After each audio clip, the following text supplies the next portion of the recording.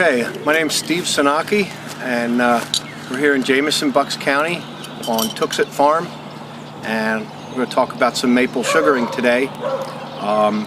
Basically, my wife and I were sitting around in a January-February frame of mind, looking out the window on all these acreage, saying, what are we going to do here? What's to do outside? The goats are all bred and the chickens are all comfortable in their coop. How about we just tap some maple trees and see what happens? So we went out and we did a test hole on one of our maple trees, and beginning of February, sap was flowing real nice.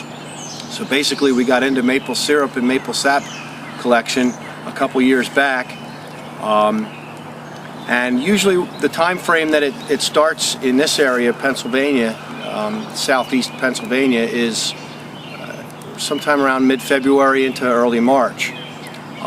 What you need is basically freezing temperatures at night and thawing temperatures during the day. So if you can get down to 28, 29 degrees at night and up into your mid-30s or 40-degree temperature during the daytime is perfect time for maple sap to flow. And then we take what's called a spile, and we use a tapper, and we tap that spile into the tree. It's basically just a spout.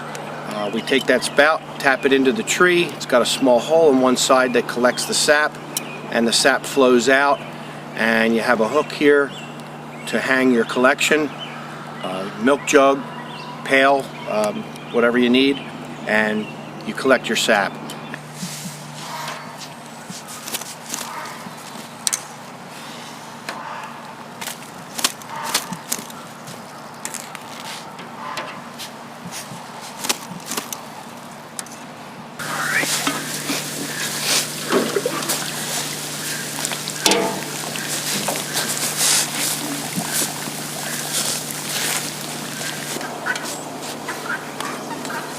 People say that about, why don't you just go to the store and buy it? The price of one small jug, and we can make a gallon or two at a time here for free. So yeah, we enjoy that.